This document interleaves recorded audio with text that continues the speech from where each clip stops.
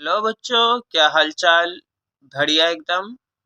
तो चलें आज हम अपने नेक्स्ट टॉपिक की तरफ चलते हैं जिसका नाम है इलेक्ट्रिक फील्ड इंटेंसिटी। सबसे पहले हम इस बात को जानेंगे कि इलेक्ट्रिक फील्ड इंटेंसिटी का क्या मतलब होता है।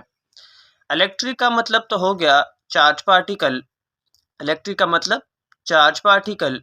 फील्ड का मतलब उस चार्ज पार्टिकल का जो रीजन है, और इंटेंसिटी का मतलब उस चार्ज पार्टिकल के जो रीजन की स्ट्रेंथ है वो क्या है। तो आज हम इस पे बात करते हैं। सपोज करें कि आपके पास एक पॉजिटिवली चार्ज पार्टिकल क्यू है जो किसी दूसरे टेस्ट चार्ज क्यू नॉट पर कोई ना कोई फोर्स एक्सर्ट करता है, और ये जो डॉटेड लाइन है ये आपके पास इस पॉजिटिव चार्ज की रीजन को, इस पॉजिटिव चार्ज की स्ट्रेंथ को रिप्रेजेंट कर रही हैं।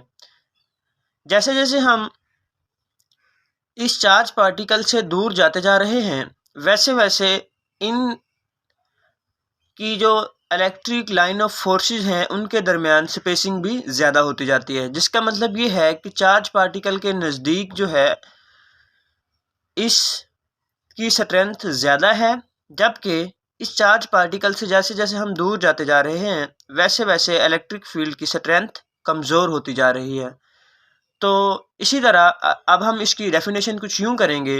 द इलेक्ट्रिक फील्ड इंटेंसिटी और electric field strength E at a point is defined as the force experienced by a unit positive charge on Q naught placed at the point P। ठीक है, ये point P पर कोई test charge पड़ा हुआ है। ये चार्ज पार्टिकल इस पर कितनी फोर्स लगाएगा, उस फोर्स को की जो स्ट्रेंथ होगी हम उसको नाम देंगे इलेक्ट्रिक फील्ड स्ट्रेंथ या इलेक्ट्रिक फील्ड इंटेंसिटी। अगर हम इसकी दूसरी डेफिनेशन करना चाहें तो हम कहेंगे the electric field intensity E at a point is force per unit charge acting on a positive test charge placed at the point P. यहाँ पे पी लिख लें कि एक चार्ज जो है वो आपके पास पी पॉइंट पे पड़ा हुआ है, तो दूसरा चार्ज जो है वो उस पर कितनी फोर्स लगाएगा, जो फोर्स की स्ट्रेंथ होगी उसको नाम देंगे इलेक्ट्रिक फील्ड इंटेंसिटी का वेक्टर है या स्केलर। तो इस बात को जानने के लिए हम देखते हैं कि जो हमारे पास क्यू पॉजिटिवली चार्ज पार्टिकल है, ये दूसरे चार्ज पार्टिकल यानी पॉइंट पी पर पड़ा हुआ है क्यू नॉट टेस्ट चार्ज, इस पर जो फोर्स लगाता है वो एक सीधी बिल्कुल एक लाइन में है और उसकी जो है कुछ ना कुछ मैग्नीट्यूड है, यानी कि उसकी मैग्नीट्यूड का भी हमें अंदाज़ा है और उसके साथ साथ उसकी डायरेक्शन का भी आइडिया है। तो इस वजह से हम कहते हैं कि ये हमारे पास एक vector quantity, it is a vector quantity and its direction is same as the direction of force F. ठीक है, अब उसके बाद हम देखते हैं कि इसका यूनिट्स क्या होते हैं।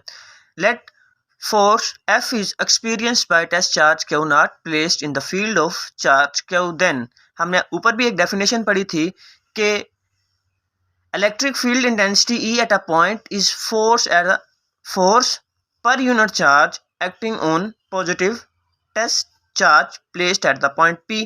ठीक है, इसी तरह हम इसके फार्मूला को कुछ यूँ लिख सकते हैं कि force per unit charge is called electric field intensity, जिसके यूनिट्स होते हैं न्यूटन पर कूलम, क्योंकि फोर्स का यूनिट होता है न्यूटन, जब क्यू नॉट चार्ज पार्टिकल जिसका यूनिट होता है हमारे पास कूलम।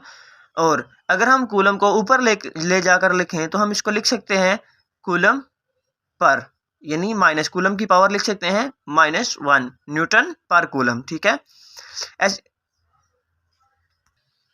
अब हम अपने अगले टॉपिक जिसका नाम electric field intensity at a point due two point charge, इसको डिस्कस करते हैं। इसकी फिगर भी सेम उसी तरह है जैसे हमारे पास इलेक्ट्रिक फील्ड इंटेंसिटी की फिगर बनाई थी। सपोज करें कि आपके पास ये पॉजिटिव चार्ज पार्टिकल है जो किसी दूसरे टेस्ट चार्ज पॉइंट पी पर जो पड़ा हुआ है उस पर एक फोर्स लगा रहा है जिसकी डायरेक्शन कुछ यूं दिखाई गई है।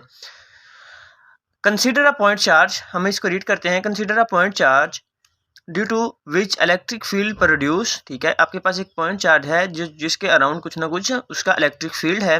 To evaluate the electric field at a point P place the test charge q naught at the point P. ठीक है, कि हम इसके अगर फील्ड को मेजर करना चाहते हैं तो हम इसकी इसके फील्ड के अंदर ही कोई ना कोई दूसरा पॉइंट चार्ज रखेंगे। जब दूसरा पॉइंट चार्ज रखेंगे तो हम उसके ऊपर लगने वाली जो फोर्स है उसको मेजर कर लेंगे।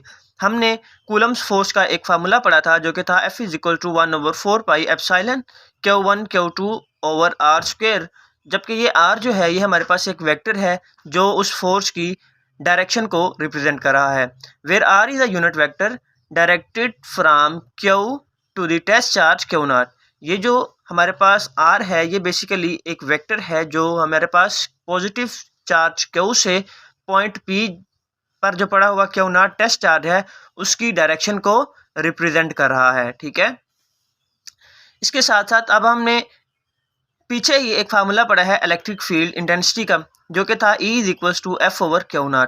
अगर हम यहाँ इस फार्मूले के अंदर F की वैल्यू पुट करें जो कि हमने ऊपर ये कूलम्स फोर्स के फार्मूला को डिस्क्राइब करके ये फार्मूला एक निकाला था, अगर हम इसकी वैल्यू को इधर पुट करते हैं तो हमारे पास आता है E = 1/4 pi epsilon Q0 over R square multiply by इसकी डायरेक्शन यानी यूनिट वेक्टर R, और साथ में ये सेपरेट हो जाएगा 1/Q0, ये इस तरह आ जाएगा। अब ये Q0 इससे कैंसिल हो सकता है, बाकी जो हमारे पास बचेगी वैल्यू वो हमारे पास बेसिकली इलेक्ट्रिक फील्ड इंटेंसिटी होगी eight a point due two point charge, जिसकी वैल्यू है होगी E = 1/4 pi epsilon Q1 Q2 over R square. और यहाँ पर जो एप्सिलॉन है बेसिकली ये किसी भी मीडियम को डिस्क्राइब करता है। ये किसी भी मीडियम को किस तरह से डिस्क्राइब करता है, जैसे हमने पिछले लेक्चर के अंदर देखा था कि अगर हम दो चार्ज पार्टिकल के दरमियान किसी मीडियम को डिस्प्लेस करते हैं तो हम देखते हैं कि उसकी इलेक्ट्रिक फोर्स जो है या कूलम्स फोर्स जो है वो डिस्टर्ब होती है। मीडियम रखने से जो फोर्स की वैल्यू थी वो कम हो जाती है, जिसका ये मतलब है कि electric line of forces disturb हो जाती हैं, जिसकी वजह से उनकी स्ट्रेंथ जो है वो डिस्टर्ब हो जाती है। सो आज के लिए इतना ही काफ़ी है। मिलते हैं नई वीडियो में नए लेक्चर के साथ, तब तक के लिए अल्लाह हाफिज़।